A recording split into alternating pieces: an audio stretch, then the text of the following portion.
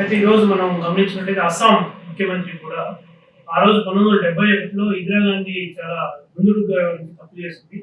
Trump మాట విని ఈరోజు మోడీ ఈ సీజ్ ఫైర్ కి అంటే మోడీని ఓడే విధంగా ఈరోజు ప్రకటన సో దీన్ని ఎలా చూడాలి? అసలు ఇందిరాగాంధీ వ్యవహరించినటువంటి తీరు, ఇప్పుడు మోడీ వ్యవహరించిన తీరు, మన దేశ సార్వభౌమత్వానికి సంబంధించి ఒక సావనిటీ ఉన్నటువంటి ఒక కంట్రీ, ఒక ఐరన్ లేడీగా ఆ రోజు ఇందిరాగాంధీ వ్యవహరించింది అనేది వస్తే ఈరోజు మోడీ పట్ల చాలా సమాజంలో ఒక నెగిటివిటీ అనేది వచ్చింది. అంటే మోడీ ఇంత ఏదో మొత్తం ఓడబీకేస్తాం, మొత్తం పాకిస్తాన్ మొత్తం ఇండియాలో కలిపిపోయింది అన్న పద్ధతిలో వ్యవహరించినటువంటి మోడీ ఈ రోజు ట్రంప్ మాటలు వెంటనే లొంగిపోయాడు. ఇందిరాగాంధీ ఏదో కాంగ్రెస్ బ్లేమ్ చేసే పరిస్థితి ఉన్నటువంటి బీజేపీ ఆర్ఎస్ఎస్ ఈరోజు వీళ్ళిద్దరి మధ్య వ్యత్యాసాన్ని మనం ఎలా చూడొచ్చు ఈ యుద్ధం విషయం?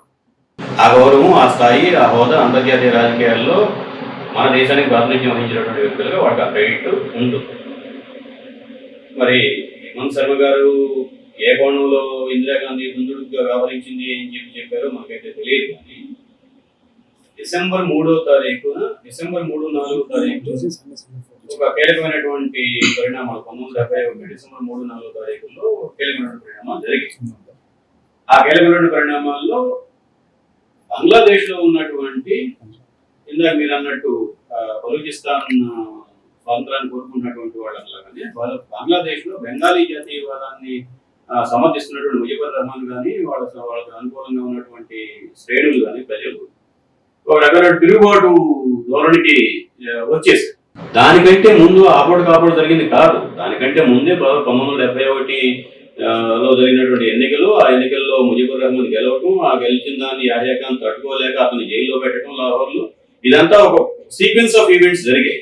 ఆ టైంలో 1971 ఏప్రిల్లో హెన్రీ కిస్సింజర్ అనే ఆయన అమెరికాకి జాతీయ నేషనల్ సెక్యూరిటీ అడ్వైజర్ అని చెప్పిన అంటాం కదా, ఇప్పుడు మనకు అజిత్ దోవల్ ఉన్నట్టు హెన్రీ కిస్సింజర్ నిక్సన్ కి నేషనల్ సెక్యూరిటీ అడ్వైజర్ గా ఉన్నారు.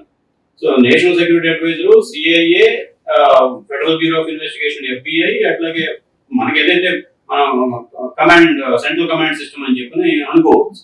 వాళ్ళందరూ సమావేశం అయిపోయి ఏప్రిల్ కల్లా 1971 ఏప్రిల్ నాటికి పాకిస్తాన్, తూర్పు పాకిస్తాన్, పశ్చిమ పాకిస్తాన్ మధ్య ఉన్నటువంటి వివాదం లేదంటే ఘర్షణ లేదంటే సాయుధ పోరాటం ఏ స్థాయి వరకు వెళ్లే అవకాశం ఉంది, ఏ స్థాయికి వెళితే మనం ఏం చేయాలి, మనం ఏమైనా చర్యలు తీసుకుంటే ఆ చుట్టుపక్కల ఉన్నటువంటి దేశాలు ప్రధానంగా చైనా, రష్యా, భారతదేశం ఏ రకంగా స్పందిస్తాయి అనేది చాలా డీటెయిల్డ్ గా చర్చించుకొని ఒక పత్రం తయారు చేసుకున్నారు. ఆ పత్రం Henry Kissinger memorandum for the president అని చెప్పి Henry Kissinger national security adviser గా నిక్సన్ కి రాసినటువంటి పేపర్. దాంట్లో ఆయన 3 ఆప్షన్స్ చెప్తాడు. మొదటి ఆప్షన్ ఏమిటి? మనం ఏమైనా సరే పశ్చిమ పాకిస్తాన్ కి అంటే అప్పటికి చీలిపోలేదు కాబట్టి పాకిస్తాన్ కి నాయకుడిగా ఉన్నటువంటి యాహ్యా ఖాన్ ని ఆయన ఏం చేసినా సరే మనం సమర్థించాలి అని అనుకున్నప్పుడు ఏం చేస్తాం?